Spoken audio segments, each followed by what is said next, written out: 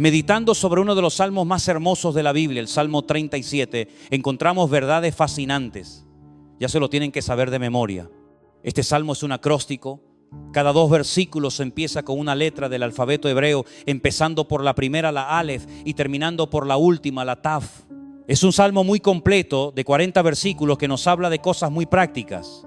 Nos dice cosas que no debemos hacer, pero también nos da mandamientos sobre lo que sí debemos hacer.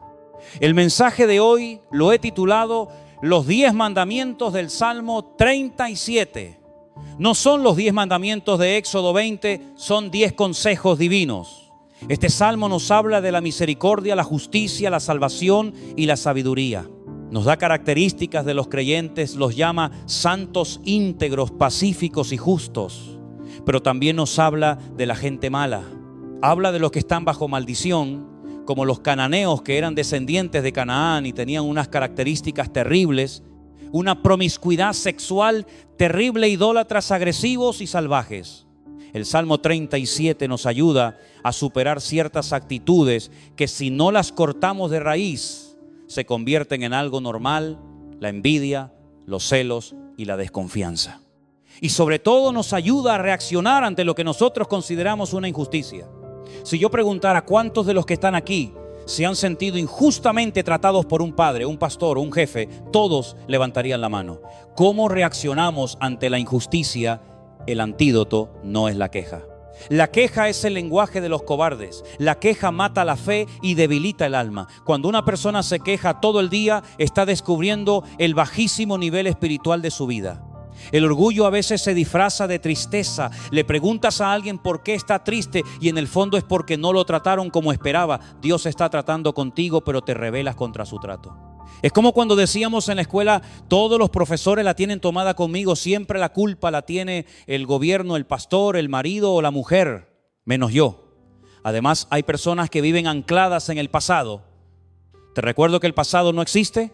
No podemos pesarlo ni medirlo. El libro de Eclesiastés dice que no es sabio decir que los tiempos pasados fueron mejores. No puedes modificar tu pasado, pero cuidado porque puedes echar a perder tu futuro. Vamos a ver los 10 mandamientos del Salmo 37. Te animo a que los aprendas de memoria en casa. Primero, confía en Dios. Segundo, haz el bien. Tercero, deleítate en Dios. Cuarto, encomienda a Dios tu camino. Quinto, guarda silencio ante Dios. Sexto, espera en Él. Séptimo, deja la ira. Octavo, desecha el enojo. Noveno, apártate del mal. Y décimo, guarda su camino. El primer mandamiento en el versículo 3 dice: confía en Dios. Fiarte de Dios, depositar tu vida 100% en sus manos. Hay gente que dice: yo confío en Dios, pero cuando se les cae la cartera tienen boletos de la lotería y el rasca y gana. Ya te veo confiar en Dios. Por la mañana se levantan y leen el horóscopo. No. La Biblia dice: aunque tu padre y tu madre te abandonen, yo nunca te abandonaré. Él nos agarra de la mano derecha y nos dice: no temas, yo estoy contigo. El segundo mandamiento ahí mismo en el versículo 3 dice: haz el bien, no te quedes de brazos cruzados. No digas yo confío y luego ni oras ni lees la Biblia ni te congregas. La vida cristiana requiere disciplina, no vivir guiado por emociones. Y recuerda que no solo se trata de dejar de hacer cosas malas. Santiago dice que el que sabe hacer lo bueno y no lo hace, le es pecado. ¿Cuántas personas pecan por omisión? El tercer mandamiento es: deleítate en Dios. Comienza a tener placer de ser cristiano. Ser creyente no es una desgracia ni una cruz pesada. Disfruta de lo que tienes. Dale gracias a Dios por la vida, por la ropa, por los zapatos, porque hay millones que jamás se han puesto zapatos. Dale gracias por tu casa, por el coche, por la guagua. Dale gracias a Dios porque vivimos en un lugar seguro. Yo tengo 55 años y nunca me han robado en la calle. Hay gente que vive llorando por lo que perdió o soñando con lo que no tiene, viviendo en tierra de nadie. Disfruta el ahora. Si hoy quitáramos las sillas, las luces y los baños de la iglesia, comenzarías a valorar lo que tienes. Hoy murieron 17,000 personas de hambre en el mundo y tú tienes algo para llevarte a la boca. Regocíjate en el Señor. El cuarto mandamiento es encomendar a Dios tu camino. Y el quinto mandamiento, que es buenísimo, guarda silencio. En la antigua Grecia había un maestro de oratoria que le cobró el doble a un joven. Le dijo: contigo perderé el doble de tiempo primero enseñándote a callar para luego enseñarte a hablar. El silencio se usaba como tortura, pero Dios revela grandes cosas en la calma. El profeta Elías esperaba a Dios en el terremoto y el viento huracanado, pero Dios estaba en un silbo apacible. Vivimos en España, uno de los países más ruidosos. Por la noche pasa el camión de la basura, luego el que riega, luego el del vidrio. Búscate un lugar tranquilo, sin televisión ni internet. Aprende a decir, no me molesten, tengo una cita con Dios. Cuando dábamos clases de homilética, hacíamos un minuto de silencio y a algunos se les hacía eterno. El sexto mandamiento es, espera en Él. Yo llevo muy mal el tener que esperar. No me gustan las colas. Me mostraron fotos de gente haciendo horas de cola para comprar azúcar o leche y yo pensaba, pues me acostumbro a vivir sin azúcar. Qué rabia da cuando vas con prisa y el coche de adelante es el más lento de Europa. Una vez en el semáforo de Benito Pérez Armas estaba en verde, yo le pitaba y al final saqué la cabeza y le grité, muévete de una vez, atontado. Y sacó la cabeza una señora y me dijo, hola pastor. Qué vergüenza. Le dije, hola hermanita, dele. Hermano, aprender a esperar es vital porque Dios no tiene prisas. Piensa en Lázaro. Le mandaron a decir a Jesús, Señor, el que amas está enfermo. Jesús podía haber sanado a Lázaro a la distancia, pero no lo hizo. Llegó 4 días después. Marta y María le dijeron, Señor, si hubieras estado aquí, mi hermano no habría muerto. Estaban enfadadas, pero Jesús llegó cuando humanamente ya no había posibilidad de cambio. A los 3 días los judíos creen que el alma se va. Jesús llegó al 4.º día.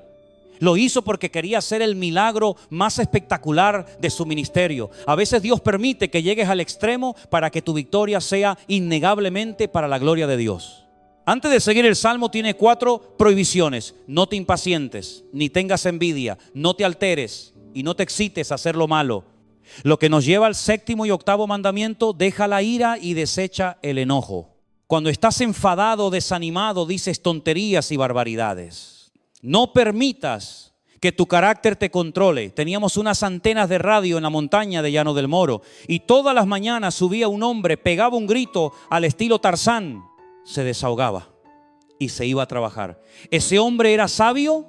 Jesús se desahogaba con el Padre. En el huerto de Getsemaní agonizaba, lloraba y clamaba. Dios nos dio 2 válvulas de escape, el llanto y la risa. Aprende a llorar en la presencia del Señor. No vayas a desahogarte con una botella de vino ni echándole la bronca a tu familia. Llora a gritos si hace falta. José lloró a gritos. Lo vendieron sus hermanos, lo acusaron falsamente, lo metieron en la cárcel desnudo en un país idólatra. Pero cuando Dios lo levantó y lo hizo el hombre más poderoso de Egipto, no se vengó. Si quieres conocer a un hombre de verdad, dale poder y dale dinero. José, teniendo todo el poder, cuando vio a sus hermanos, no los castigó. Lloró, se dio a conocer y les dijo, no me mandaron ustedes, fue Dios. Guardó su corazón de la ira y el enojo. El 9.º mandamiento es, apártate del mal. Tú eres el que tiene que apartarse porque el mal no se apartará de ti. Sé selectivo con tus amistades. Aprende a retirarte a tiempo. En la frontera de Israel con Jordania hay un terreno que desde 1967 está lleno de minas. Hay alambradas y carteles que dicen que no te salgas del camino. Si vas al río a bautizarte y vas en línea recta, estás a salvo. Pero si dice, voy a atajar por aquí, vuelas por los aires, el mundo está lleno de minas. El simple ve el peligro y pasa, pero el prudente se da la vuelta. Ser prudente no es ser cobarde. Y el 10.º mandamiento, guarda su camino. El Salmo 37 es un mapa, pero el mejor mapa del mundo no te sirve de nada si no sabes dónde estás. Pregúntale a Dios, ¿cómo estoy delante de ti? Examínate. ¿Estás guardando silencio? ¿Estás confiando? Cierra tus ojos en esta tarde, escribe estos 10 mandamientos, ponlos en tu espejo, en tu coche. Confía en Dios, haz el bien, deleítate en Él, encomienda tu camino, guarda silencio, espera, deja la ira, desecha el enojo, apártate del mal y guarda su camino. Repítelos cada mañana y en poco tiempo notarás que tu vida comienza a cambiar. Señor, te damos gracias por los sabios consejos del rey David. Ayúdanos a poner en práctica esta palabra. Danos fuerza para guardar nuestro corazón y deleitarnos en tu presencia. En el nombre poderoso de Jesús, amén y amén. El domingo pasado tuvimos la primera parte del estudio del nuevo orden mundial. A lo largo de la historia el mundo ha conocido muchos sistemas, muchas formas de gobierno, dictaduras, monarquías y teocracias. Pero el nuevo orden mundial va a ser completamente diferente, aunque tendrá de todo un poco. Las leyes, el comercio, la política, la economía Todo va a cambiar. Estamos a punto de ver cambios que durante milenios no se han producido. En el capítulo 13 del libro del Apocalipsis se nos habla de un personaje que recibe a lo largo de la Biblia muchos nombres: el anticristo, el cuerno pequeño, el hombre de pecado, el hijo de perdición. Hay un versículo clave que no tocamos, Apocalipsis 13 versículo 2: y la bestia que vi era semejante a un leopardo, y sus pies como de oso, y su boca como boca de león. Hay tres animales diferentes. Su aspecto exterior es semejante a un leopardo. Su forma de actuar, cómo camina, es como un oso. Pero cuando habla es como un león. Para entender esto, uno tiene que ir al libro de Daniel. La Biblia es un gran rompecabezas. Daniel tuvo un sueño en Babilonia y vio a estos animales. El Señor le interpretó el sueño y le dijo: el león es Babilonia, el imperio que gobierna ahora. El oso representa a los medopersas que se levantarán después. El leopardo de 4 cabezas es Grecia, el imperio de Alejandro Magno. Alejandro Magno murió sin dejar descendencia y su enorme imperio se dividió en 4 pedazos, gobernados por sus 4 generales, Casandro, Lisímaco, Seleuco y Ptolomeo. Y finalmente vio una bestia terrible e indescriptible. ¿Qué le está diciendo el Señor a Juan en Apocalipsis? Que el anticristo va a tener de todo un poco. Su apariencia y aspecto será el de un griego. Los griegos le daban mucha importancia al aspecto físico, al hedonismo, al vivir bien. Cuando el apóstol Pablo fue a Grecia, al Areópago en Atenas, les dijo: veo que sois muy religiosos. He visto un altar al Dios no conocido. Los griegos inventaron las olimpiadas, llenaron el mundo de gimnasios, pero también tenían grandes problemas con la lujuria, dándole rienda suelta a los impulsos de la carne sin ningún principio moral. El anticristo será así, un libertino, no un ateo, pero alguien a quien le dará igual la moral con tal de que la gente se sienta feliz. Pero cuando este hombre actúe, actuará como un oso, como un persa. El imperio persa, lo que hoy es Irán, siempre ha querido expandir su territorio. No ocultan su deseo de aniquilación total del Estado de Israel. Han dicho: tenemos 80,000 misiles apuntando a Jerusalén. Aunque el anticristo parezca pacífico y educado en su corazón, le gustará la guerra. La Biblia dice que dejará al Dios de sus padres y adorará al Dios Almausín, el Dios de las fortalezas y de la guerra. Hará un sincretismo, una mezcla de lo político y lo religioso, utilizando el nombre de Dios para beneficios personales, tal como vimos a Saddam Hussein orar antes de la guerra. Y cuando hable, hablará como un león, con la arrogancia y la soberbia de los babilónicos. Pero esta primera bestia tendrá el apoyo absoluto de otra bestia. Apocalipsis capítulo 13, versículo 11. Después vi otra bestia que subía de la tierra, y tenía 2 cuernos semejantes a los de un cordero, pero hablaba como un dragón. Su aspecto es un cordero, pero de su boca sale toda la maldad de un dragón. A esta persona la Biblia la llama el falso profeta. En el Antiguo Testamento, un verdadero profeta era una bendición. Era la boca de Dios, como Jeremías, Isaías o Habacuc. Pero siempre hubo falsos profetas. Cuando Nabucodonosor rodeó Jerusalén, los falsos profetas decían: tranquilos, vienen tiempos de paz y prosperidad. Pero Jeremías decía la verdad: no les crean, viene guerra y destrucción. Los verdaderos profetas eran odiados y asesinados porque confrontaban el pecado, mientras que el falso profeta decía lo que la gente quería oír. El falso profeta de los últimos tiempos no será un político, será un líder religioso que hará 4 cosas. Primero, hará que toda la tierra adore al anticristo. Será su relacionista público, su propagandista en la televisión y en la radio, presentándolo como la solución a las crisis económicas y a las guerras. Segundo, hará grandes señales. El versículo 13 dice que hará descender fuego del cielo a la tierra. Solamente el profeta Elías en el monte Carmelo hizo caer fuego del cielo para derrotar a los profetas de Baal. Pero en los últimos tiempos este falso profeta con poder satánico engañará a las naciones haciendo esta misma señal. Tercero, engañará a los moradores de la tierra. Jesús en Mateo capítulo 24 le dijo a sus discípulos en el monte de los olivos: mirad que nadie os engañe, porque vendrán falsos cristos. La palabra Cristo viene del hebreo Mashiach, que significa ungido. Vendrán falsos ungidos, farsantes, falsos predicadores que usarán los púlpitos y los medios de comunicación para manipular a la gente. Y ya lo estamos viendo, falsos maestros que seducen con supuestos milagros. ¿Qué podemos hacer nosotros? La Biblia nos enseña que debemos filtrar y escudriñar todo lo que oímos. Las ovejas son animales rumiantes. Mastican la comida antes de tragarla. Tú tienes que ser un rumiante espiritual. Cuando Pablo fue a Berea, los judíos de allí fueron más nobles que los de Tesalónica porque comprobaban cada día en las Escrituras si lo que Pablo enseñaba era verdad. No te tragues todo lo que oigas en internet, no digas amén a todo. El anticristo se levanta de la política, pero el falso profeta se levanta de la religión. En los últimos años hemos visto el esfuerzo por crear una sola religión mundial, la nueva era del ecumenismo. Incluso han tratado de crear el Crislam uniendo el Islam con el cristianismo. En muchas iglesias han quitado el nombre de Dios de Yahvé para poner la palabra Alá. Han quitado la palabra sangre de las Biblias para no ofender a nadie. Apocalipsis 16, versículo 13 dice que de la boca del dragón de la bestia y del falso profeta salieron 3 espíritus inmundos a manera de ranas para reunir a los reyes de la tierra para la gran batalla del Dios Todopoderoso.